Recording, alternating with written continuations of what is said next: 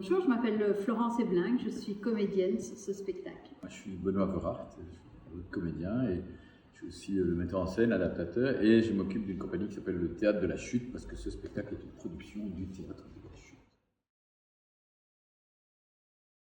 C'est surtout l'histoire d'une rencontre entre deux personnes qui ne se ressemblent pas du tout. Et c'est deux personnes qui sont relativement intellectuelles, qui vont d'abord avoir un débat entre elles sur qu'est-ce que c'est qu'un être humain, c'est quoi en fait. Et là, la définition. Oui, il y a un personnage qui est scientifique, qui est professeur de sciences cognitives, et l'autre est littéraire. Donc l'un a une vision plutôt scientifique du monde et l'autre a une vision plus poétique du monde. Donc au départ, c'est une rencontre intellectuelle, mais évidemment, la chair s'en mêle inévitablement et ça va devenir donc aussi une rencontre amoureuse. C'est un auteur que j'adore. Donc, enfin, c'est assez rare. C'est des romans que je les lis tout seul et j'ai des fous rires tout seul chez moi, comme ça, en lisant. Quand j'ai eu des éclats de rire en lisant ce bouquin-ci particulièrement, j'ai vraiment eu envie de jouer ça sur une scène. J'ai tout de suite pensé que ça pouvait être une très belle partition pour acteurs, en fait. Même si c'était un roman à la base. Alors j'ai essayé d'être fidèle au livre, mais une adaptation c'est toujours une espèce d'infidélité parce qu'il faut transformer la matière première pour en faire une pièce de théâtre. Et ici la transformation principale ça a été de tout centrer sur les deux personnages principaux parce que dans le livre il y a plein d'autres personnages et c'est aussi beaucoup plus long. Donc il y a eu cette concentration sur vraiment ce face-à-face entre ces deux personnages. Je voulais qu'on soit partout et nulle part. Donc il y a deux personnages et aussi deux territoires, deux espaces, mais ça se mélange. Et donc à un moment, on ne sait plus très bien dans leur rencontre où on est. Et donc, quelque part, le décor ne représente rien réalistement. C'est des blocs, mais on est peut-être à l'intérieur d'un cerveau, un peu, c'est des synapses, on ne sait pas trop. Mais en tout cas, ces blocs permettent aussi d'être des écrans de projection. Et donc ça permet beaucoup de choses scénographiques par des projections aussi, vidéo, du mapping, des choses comme ça.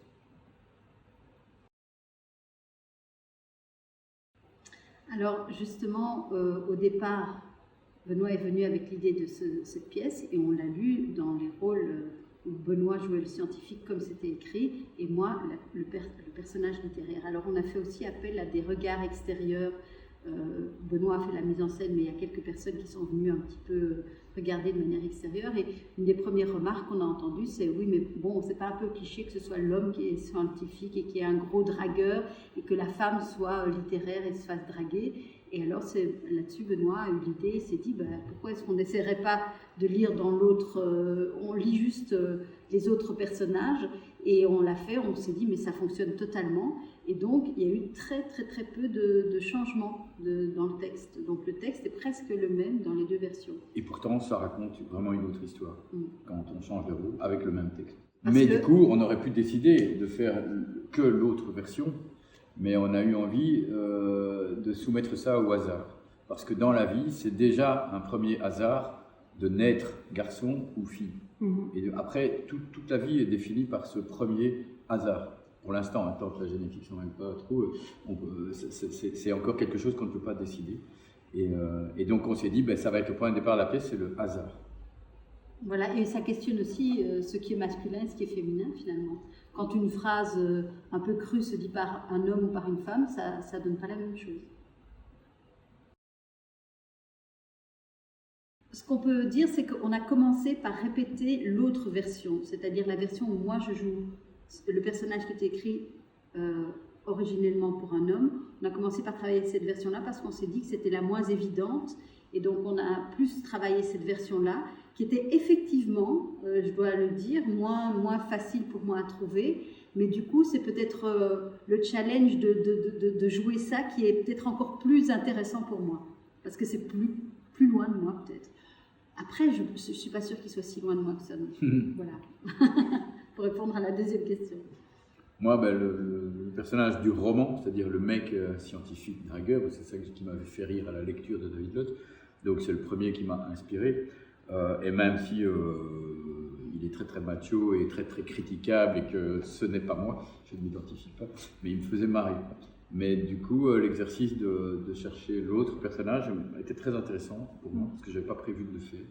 Et c'est aller chercher dans une toute autre zone, en fait, dans une fragilité plus grande, dans une sensibilité particulière. Donc, c'est une exploration que j'ai trouvée très, très intéressante aussi. Donc, je n'ai pas de préféré, mais je suis très content de faire les deux et de ne jamais savoir, 5 minutes avant le début de la pièce, lequel ce serait. Moi, j'ai encore plus le trac, hein. C'est vrai de ne pas savoir quel personnage je vais jouer, parce que parfois, quand on se prépare, on se dit, oui, les deux personnages ont une énergie tellement différente qu'on n'entre pas du tout dans la même énergie en fonction de telle ou telle porte d'entrée. C'est pas du tout la même chose.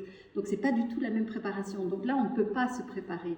Et donc, ça donne pour moi un stress supplémentaire. Mais cette adrénaline aussi amène d'autres choses qui sont passionnantes à vivre. Ouais. Ouais, ça ajoute pas du stress, mais ça ajoute de l'excitation.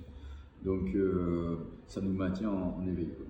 Des pièces qu'on joue parfois très très longtemps, il y a le risque qu'elles deviennent un peu mécaniques. Ici, c'est pas possible. Jamais mécanique. Mais encore une fois, je trouve que c'est comme dans la vie, on est tous comme ça, on a tous plusieurs faces et souvent on est surpris par les situations dans lesquelles tout d'un coup on est plongé et les gens en face de qui on se trouve. Et donc, selon ce qui nous arrive, on est parfois un certain Benoît, parfois on est un tout autre Benoît. Et donc, c'est la vie aussi. Donc, le théâtre, c'est la vie. Et je me demande, en fait, c'est un travail très très précis à la base. Donc, à part qu'il y a cet aléatoire qui intervient au début, mais les deux versions sont quand même très préparées. Il y a une technique qui est aussi très très précise. Donc, il n'y a pas vraiment d'improvisation, il n'y en a pas du tout même d'improvisation dans le spectacle. Donc, il y a quelque chose qui est réglé comme du papier à musique. Maintenant, ça évolue quand même, sinon ce serait triste. Qu'est-ce que tu en penses? Je pense qu'on s'approprie quand même chacun à notre manière les personnages et les rôles au fur et à mesure. On se l'approprie de plus en plus. C'est de plus en plus personnel. Ce qui change, c'est comme pour tous les spectacles du monde, mais surtout dans les petites salles intimes, ce qu'on aime beaucoup, et ça convient à ce spectacle, c'est le public qui est chaque soir différent. Donc les réactions du public changent le spectacle lui-même. Il y a des soirs où les gens sont très calmes ou très en distance, il y a des soirs où ils sont très très réactifs, ils rient beaucoup ou ils rient moins. Et comme on peut, il y a des moments dans le spectacle qui sont drôles, il y en a aussi qui sont sensibles, ou qui sont des réflexions qui nous amènent un peu à des questionnements existentiels. Donc en fait, il y en a pour tout le monde, mais donc parfois le spectacle est un peu plus philosophique, parfois un peu plus comédie, parfois un peu tragique aussi. Ça dépend vers où le public nous pousse quelque part. C'est une comédie tragique, une tragique comédie. Moi, j'ai plein de choses sur le feu, mais je crois que rien n'est confirmé officiellement. Donc voilà, je ne peux rien dire. Mais moi, mais toi, oui.